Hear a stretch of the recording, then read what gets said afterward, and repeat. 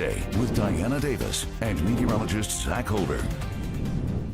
October is Domestic Violence Awareness Month, and the Family Crisis Center is about to launch its Purple Ribbon Challenge. It continues through the entire month of October, and joining us now is Mark Zielsdorf with the Family Crisis Center.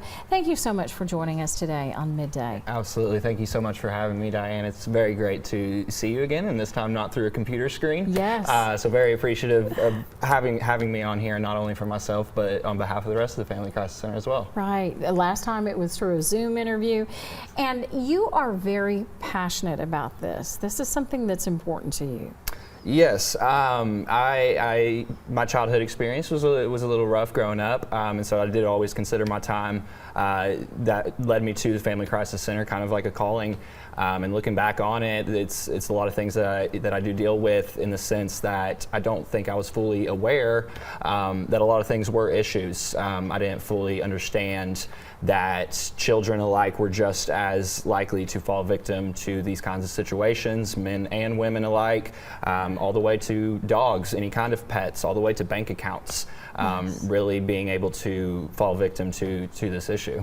And so that's why Purple Day coming up is something that is very important. Tell us, what is Purple Day? Yeah, so Purple Day is just our designated day during the month of October, which is, of course, Domestic Violence Awareness Month, to just, as I mentioned, kind of designate that for kind of challenge people to wear purple. We're going to have purple ribbons that we'll be passing out through the community and all of that good stuff to really just generate that conversation and raise that awareness, really get people start talking about it, in the sense of just to make people more privy to it and to the concept of domestic violence, and kind of just be alert within that realm of things. And then there's the Purple Ribbon Challenge happening in the month of October. Now, what is this? Yes, so the Purple Ribbon Challenge, it was actually kind of our response to COVID a couple years ago. So we held our annual fundraiser about this time every year. And of course, that was a big in-person event. It was a good time, raised a lot of funds, and then COVID happened. And unfortunately, with us being a nonprofit, we still had to find a way to raise those funds. So the Purple Ribbon Challenge is something that we shifted into the digital space, and just kind of taking advantage of using the entire month of October, with it being Awareness Month. And so then that's when we started partnering with different community businesses and partnerships to kind of help join this effort and collaboration for us. And as I mentioned, just really, of course, raising some funds where we can, but then really just generating that conversation within the community.